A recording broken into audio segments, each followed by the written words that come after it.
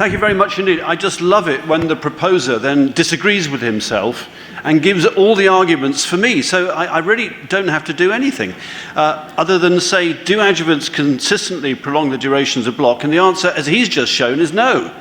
There are lots of other factors which will affect it, but I still have a 10-minute talk, so I'll add to his evidence by giving you some of mine. There are some adjuvants that have been shown to prolong blocks. There are some adjuvants given to prolong blocks that do not reliably prolong blocks.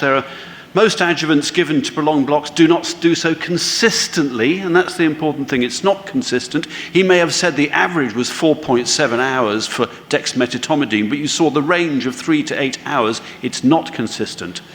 But there are some blocks given with no adjuvants at all that seem to last a hell of a long time. That certainly happened to me a few times. It's not a precise science. It's not consistent. The real question I'm going to ask, which he asked himself in his hour of doubt at the end, was, are adjuvants actually worth it?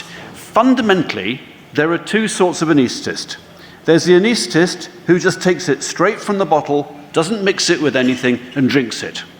And then there's the other sort of anaesthetist who likes nothing more than mixing up an incredible cocktail of drugs. And I, in my youth, was guilty of this. I remember once mixing up lidocaine to give it a rapid onset, bupivacaine to make it last a little bit longer, epinephrine to make it last a little bit longer still, bicarbonate to speed it up a little bit more, fentanyl to make up for the fact that it might not be a great block, and clonidine because I've just read about it. And I'd mix it up into a cocktail shaker and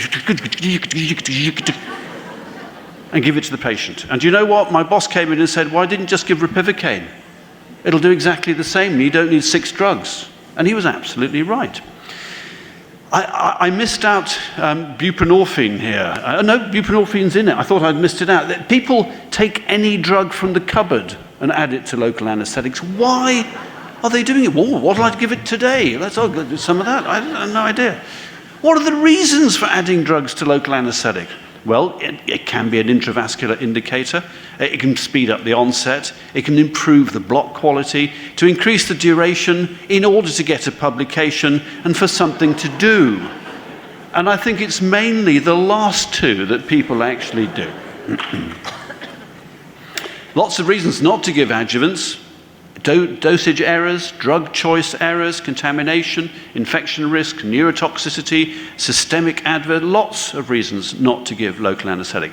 I am going to mention dexamethasone. This is a wonderful paper that took either ropivacaine or bupivacaine and then added some dexamethasone to it there and there.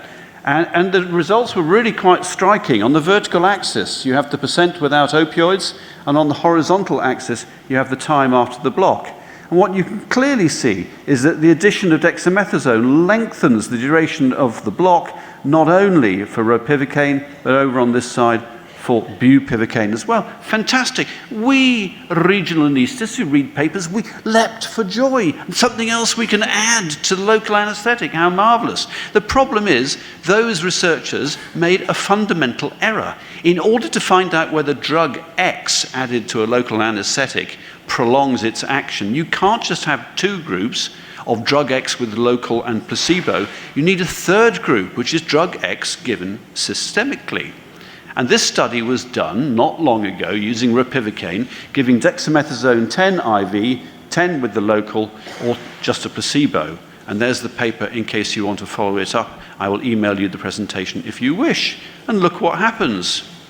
That happens. It has been conclusively shown that dexamethasone prolongs the action of ropivacaine, but it doesn't matter whether you give it intravenously or around the nerve. It makes no difference at all. All right? And that's been shown with 10 milligrams of ropivacaine in this study. So lots of papers were brought out. Some of them said that it might prolong local a little bit. Some of them said that it didn't really. So there was a meta-analysis. My colleague was praising meta-analyses. And here we are, August 2017. This meta-analysis conclusively showed that it did prolong it a bit. Same paper, same journal rather, 6 months later, meta-analysis of the same studies, different authors, different result. They said it didn't prolong it at all. Even the meta-analysts can't agree. whether dexamethasone prolongs the action of local at all. So dexamethasone, we don't know whether it works, and it's true for quite a few of the drugs. We really don't know how it works either. We have no idea. We have no idea whether it's safe, and that's true for some of the other adjuvants as well. And I really do not want anybody to put any dexamethasone near any of my nerves until those three key questions are answered. Does it work? How does it work? And is it bad for me? So adjuvants are a bit all like this. They can be a little bit good for you, but they can be a little bit bad for you. Nobody really knows. Because if you want to prolong a local anesthetic, if you really need to, then you want an adjuvant that if you add it locally, does actually prolong it reliably and consistently, with a proven local effect, with minimal systemic side effects, with no adverse local effects, especially neurotoxicity.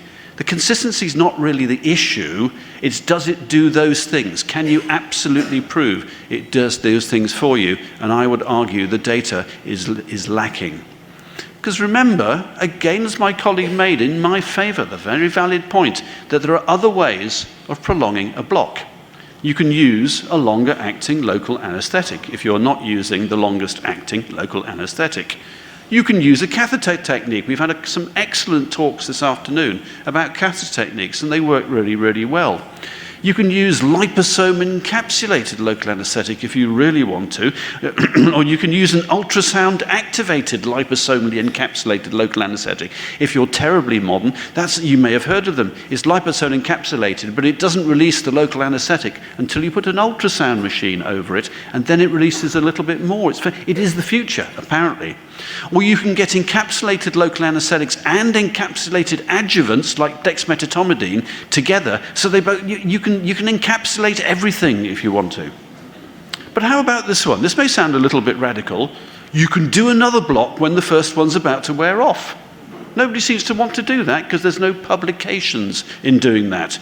A radical publication on doing another block when the first one wore off. But the real question is, do you need to do all that? With bupivacaine, many peripheral nerve blocks and trunk blocks and plexus blocks will last up to 18 hours, during which, for most procedures, the pain has settled. The worst of the pain is in that time. And actually, if you talk to patients, and not just talk to ultrasound machines, but talk to patients, they will often say at 18 hours, yes, it's a little bit painful, but I hated that numb feeling. That numb feeling was really awful. Talk to your patients. So I really don't think that adjuvants are A, always effective, and B, they are certainly not consistently effective. And I know I enjoy the support of my colleague who both proposed and opposed the same motion. I remain unconvinced that adjuvants can prolong box consistency, and I remain unconvinced of the value overall of adjuvants. Thank you very much.